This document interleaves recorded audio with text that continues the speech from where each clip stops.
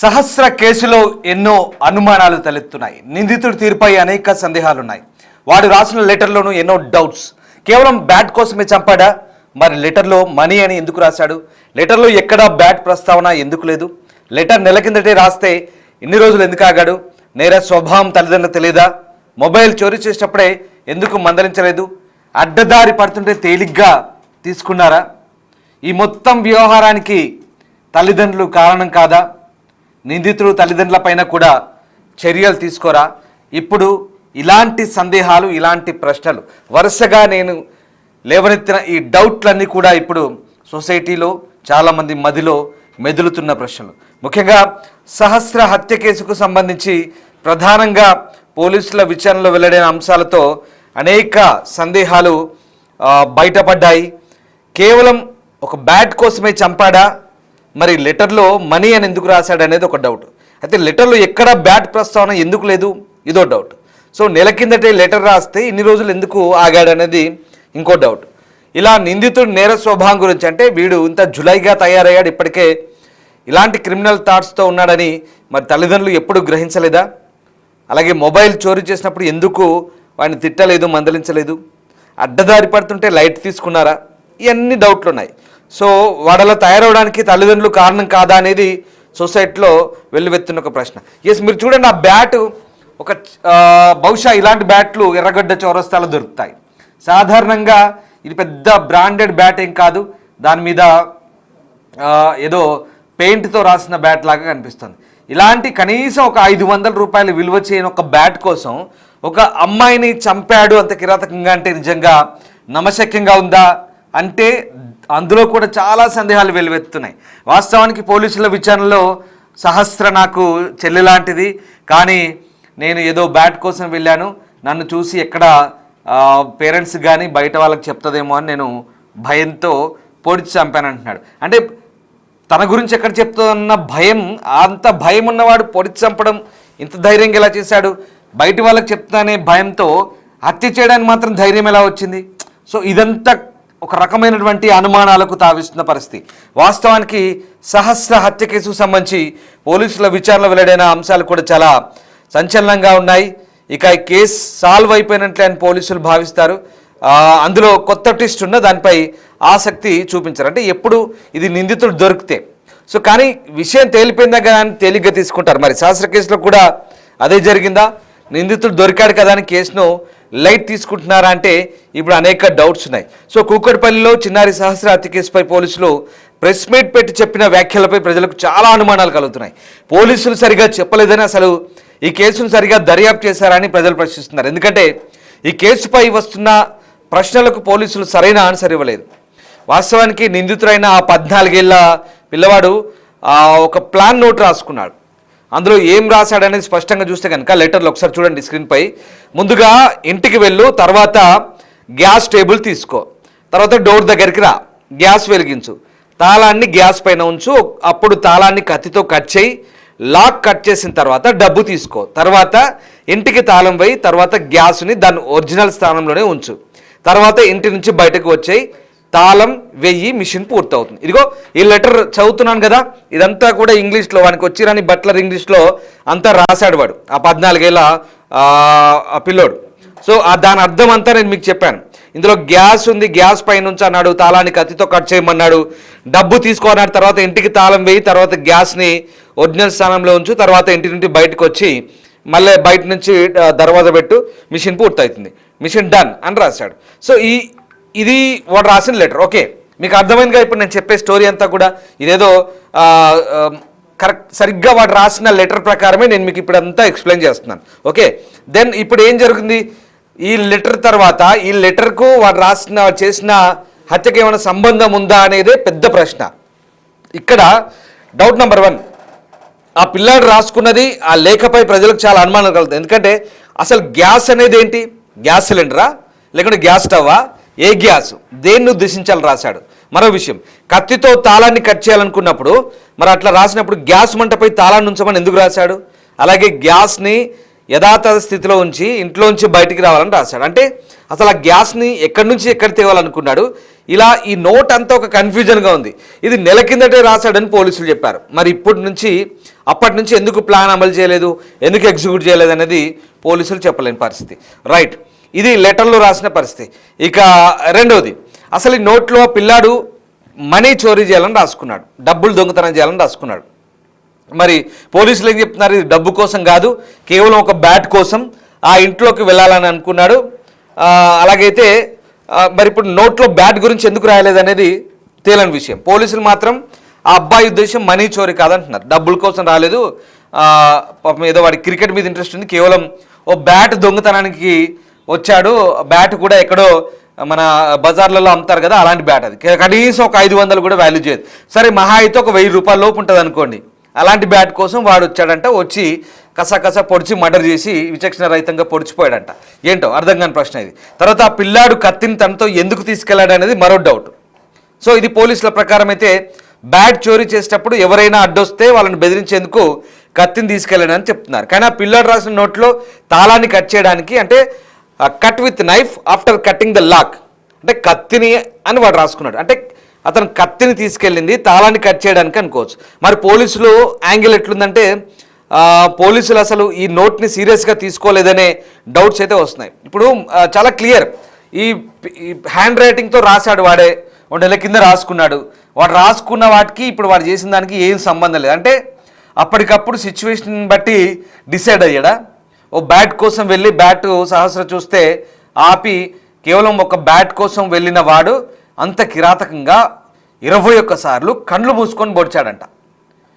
వీడి కళ్ళు మూసుకొని పొడవడం చాలా అసలు విచిత్రంగా, అంటే ఎంత సరే పొడిచి ఎంత దుర్మార్గంగా వివరించాడనేది ఇక్కడ ఒక కోణం అయితే, అసలు ఎందుకు అలా చేశాడనేది అర్థం కాని పరిస్థితి. బ్యాట్ కోసం అంటున్నారు పోలీసులు. రైట్, ఇక పిల్లాడికి బ్యాట్ కావాలనుకుంటే స్వయంగా కొనుక్కోవచ్చు, లేదా పేరెంట్స్ ద్వారా కొనిపించుకోవచ్చు, లేదా ఆల్రెడీ ఆ బ్యాట్తో అప్పుడప్పుడు ఆడుతూనే ఉన్నాడు వాళ్ళు తమ్మునితో కలిసి. కానీ ఆ బ్యాట్ అదేం పెద్ద బ్రాండెడ్ బ్యాట్ కాదు. ఇగో చూడండి ఒకసారి బ్యాట్ విజువల్ అయింది. ఆ బ్యాట్ నేను ఇందాక చెప్పాను కదా, ఎక్కడో ఎర్రగడ్డ చౌరస్తాలో దొరుకుతాయి చూడండి, అక్కడ మనం ఆ రూట్లో అక్కడక్కడ వాళ్ళు చేసి అమ్ముతుంటారు కదా చెక్కతో, అలాంటి బ్యాట్లు అవి. దాని మీద ఏదో పెయింట్తో ఎంఆర్ఎఫ్ అని రాసుకున్నాడు. ఇదిగో ఇదే బ్యాట్ ఎంఆర్ఎఫ్ అని రాసుకున్నాడు. ఇది పెద్ద బ్రాండెడ్ బ్యాట్ ఏం కాదు, దానికో 10,000 ఏముండదు. మహా తిప్పి కొడితే 1000 రూపాయల లోపు ఉంటుంది, ఒక 500 1000 రూపాయల లోపే ఉంటుంది ఈ బ్యాట్. కానీ మంచి స్ట్రోక్ ఉంటుంది, వాస్తవమే ఒక స్ట్రోక్ ఉంటుంది, బాగానే ఉంటుంది. బ్యాట్ మీద మోజు పడ్డాడు అనుకుందాం, సరే. సో ఆ రకంగా ఆ బ్యాట్కు తనకే కావాలని ఒక బలమైన కోరిక ఎందుకు ఉంది, బ్యాట్ కోసం వెళ్ళుంటే మరి నోట్లో డబ్బు తీసుకో టేక్ మనీ అని ఎందుకు రాశాడు. మరి బ్యాట్ కోసం వెళ్ళాడని పోలీసులు అంటే ఇక్కడ పోలీసులు చెప్పిన విషయాలకైతే ఎక్కడ మనకు పొసుగని పరిస్థితి. సో ఇంకో డౌట్ ఏంటంటే వాడు ఇదివరకు ఒక మొబైల్ చోరీ చేశాడు. మరి అప్పుడే ఆ పిల్లాడి తల్లిదండ్రులు ఎందుకు మందలించలేదని ప్రశ్న. ఎందుకు వాడు అడ్డదారి పడుతుంటే లైట్ తీసుకున్నారు. వాడు ఒక మొబైల్ దొంగతనం చేసినప్పుడు వాళ్ళు కూడా ఎందుకు నిర్లక్ష్యం వహించారని చూద్దాం. సరే, ఇప్పుడు నేను ఇన్ని విషయాలు చెప్పాను కదా, ఒక్కసారి ఆ పోలీసులు ఇప్పుడు నేను చెప్పిన అంశాల వారీగా ఆ నోటుని బట్టి నేను మీకు చెప్పాను ఏమేమి రాశాడు, ఏమేమి జరిగింది, రాసిన దానికి వాడు చేసిన దానికి ఎక్కడైనా పొంతనుందా లేదా అనేది మనం ఒకసారి చెక్ చేస్తే కనుక, ఇందాక నేను లెటర్లో రాసిన క్లియర్ కట్గా అన్ని అంశాలు, ఆ గ్యాస్ అని, కట్ చేయాలని, మనీ అని, వాడు రాసిన లెటర్ ఎప్పుడో నెల కింద రాసుకున్న లెటర్కి ఇప్పుడు వాడు వచ్చిన ప్లానింగ్కి, ఎగ్జిక్యూషన్కి ఏమాత్రం సంబంధం లేదు. మరి పోలీసులు ఏమన్నారు, పోలీసులు చెప్పిన దానికి నిజంగా ఈ డౌట్లకి సరిపోతుందా లేదా, ఒకసారి ఆ పోలీసులు ఏమన్నారో చూద్దాం. అవునండి, ఆయన ఒక స్లిప్ రాసుకున్నాడు. ఆ స్లిప్లో ఏంటంటే ఫస్ట్ ఒక గ్యాసు ప్లస్ టేబుల్ ఎట్లా రెడీ చేసుకోవాలి, తర్వాత ఆ గ్యాస్ను ఉపయోగించి లాక్ ఎట్లా ఓపెన్ చేయాలి, తర్వాత మనీ ఎట్లా తీసుకోవాలి, మళ్ళీ ఆ గ్యాస్ ఆన్ చేసి ఆ లాక్ చేసి ఎట్లా బయటపడాలి అని చెప్పేసి రాసుకొని లాస్ట్లో మిషన్ డన్ అని రాసుకున్నాడు. అంటే అది ఎప్పుడు రాసుకున్నాం అంటే కొద్దిగా ముందే, అంటే ఒక 1 month బ్యాక్ రాసుకున్నాం అని చెప్తున్నాడు. అంటే ఆయనకి ముందే ఆ థాట్స్ ఉన్నాయని మనకు అర్థమవుతా ఉంది. బ్యాట్ దొంగతనం కోసం వెళ్ళాడు. మనం ఎన్నిసార్లు అడిగినా మనీ గురించి చెప్పడం లేదు. నాకు ఆ బ్యాట్ యాక్చువల్గా ఏంటంటే డిసీజ్డ్ వాళ్ళ తమ్ముడు 6 years ఉంటాయి, ఈయన కలిసి క్రికెట్ ఆడేవాళ్ళు. ఆ బ్యాట్ ఈయనకి బాగా నచ్చింది, స్ట్రోక్ బాగా ఉంది, నాకు బాగా నచ్చింది, నాకు ఇవ్వు నేను కూడా ఆడుతా అంటే ఇచ్చేవాడు కదా పిల్లవాడు. సో దాంతో నేను ఎట్లయినా దాన్ని సొంతం చేసుకోవాలనే ఆలోచనతో 2-3 daysగా ప్లాన్ చేస్తున్నాను చెప్పాడు దానికోసం. అతను చెప్పింది ఏంటంటే ఇంట్లో ఎవరు లేరు, నార్మల్గా వీళ్ళు ఏంటంటే ఇల్లు దగ్గరికి వేసి వెళ్తారట. సో అట్లానే ఇంటి బోల్ట్ దగ్గరికి పెట్టి ఉంటారు, ఆ దగ్గరికి వేసి ఉంటారని చెప్పేసి వెళ్ళాడు. సడన్గా పాప ఉంది, పాప ఉన్నా కానీ పాప అప్పుడు టీవీ చూస్తుంది. ఇతను వెనక నుంచి వెళ్ళాడు, అంటే అటువైపు తిరిగి చూస్తుంటే ఆ పాప వెనక నుంచి ఒకటే డోర్ ఉంది, వెనక నుంచి అంటే అదే డోరు, ఆ అమ్మాయి అటు తిరిగి ఉంది. ఇట్లా వెళ్ళి ఆ కిచెన్లో ఉంది బ్యాట్ తీసుకొస్తుంటే అప్పుడు ఆ అలికిడికి పాప చూసి దొంగ అని అరిచింది. అరిస్తే అతను పరిగెత్తబోతే ఆ అమ్మాయి పరిగెత్తుకుంటూ వచ్చి చొక్కా పట్టుకుంది. అతన్ని పట్టుకుంటే ఆ కోపంలో తోసేస్తే మంచం మీద పడింది. మంచం మీద పడ్డాక కళ్ళు మూసుకొని విచక్షణారహితంగా పొడి చేశానని చెప్పాడు. అతనికి బేసిక్గా ఈ ఓటీటీల్లో యూట్యూబ్లో ఈ క్రైమ్ థ్రిల్లర్స్, సస్పెన్స్ మిస్టరీలు చూసే అలవాటు బాగా ఎక్కువగా, దాదాపుగా ఒక 5-6 సంవత్సరాల నుంచి అదే పనిలో ఉన్నాడు. స్కూల్ కూడా ఎక్కువ వెళ్ళేవాడు కాదు. ఎప్పుడు ఏదో ఒక తన ఆలోచనలో తనుండి ఇలా ఊహించుకుంటూ ఉండేవాడు. అతనికి స్కూలు ఎగ్గొట్టే అలవాటు ఉండేది. స్కూల్కి వెళ్లకుండా క్రికెట్ ఆడుకోవడం, ఈ ఓటీటీ చూడడం, యూట్యూబ్ చూడడం, ఈ మిస్టరీస్ చూడడం అలవాటు ఉండేది అతనికి. అతను ఎవరైనా చూస్తే వాళ్ళని బెదిరించి రావడం, తర్వాత దాడి చేయటం, ఈ 2 ఉద్దేశాలతో కత్తి తీసుకుపోయినాడు. ఉన్నారు ఇంట్లో, వాళ్ళ నాన్నున్నాడు, వాళ్ళ సిస్టర్స్ ఉన్నారు, వాళ్ళ ఇంట్లో ఉన్నారు. వాళ్ళ మదర్ లేదు కానీ మిగతా వాళ్ళు ఉన్నారు.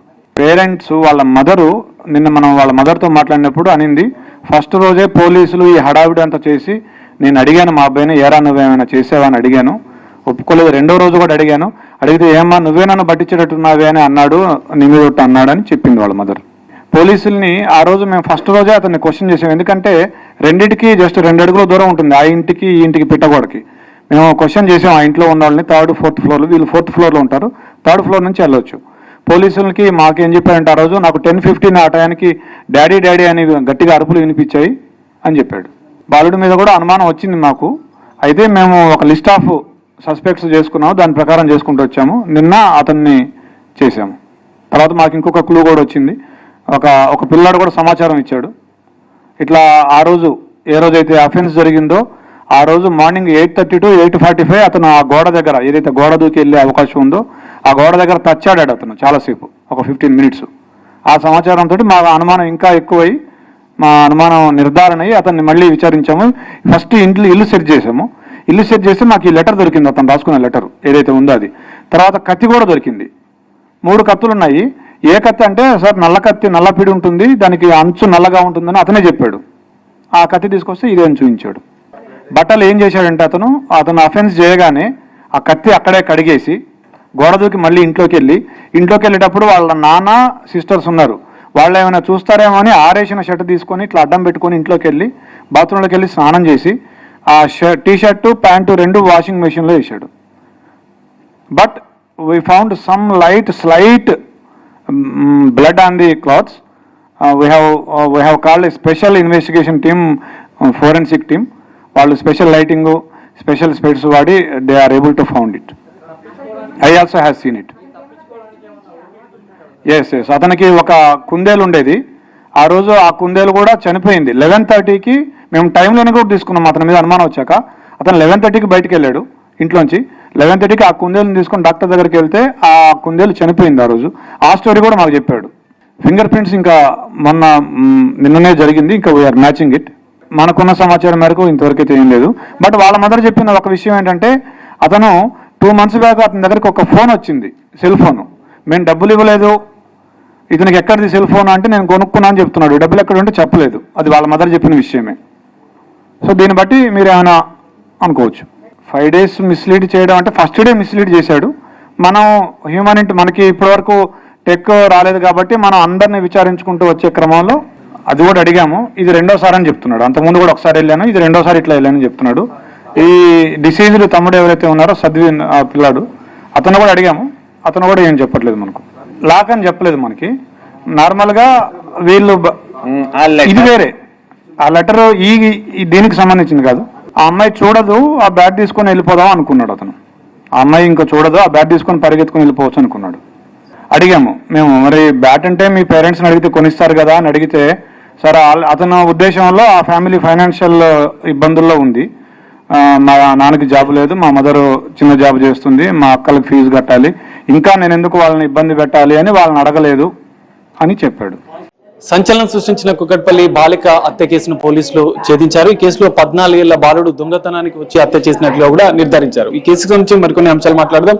మనతో పాటు డీసీపీ సురేష్ కుమార్ సార్ ఉన్నారు. సార్ చెప్పండి, ఇది ఒక పోలీసులకు ఒక సవాల్గా మారిన కేసు. 5 రోజుల దర్యాప్తు ఎట్లా జరిగింది, ఎలా గుర్తించారు? ఈ కేసు జరిగినప్పుడు మొదటగా మాకు ఒక సీసీ కెమెరా మాత్రమే ఉంది, అది కూడా గేట్ ని కవర్ చేస్తుంది.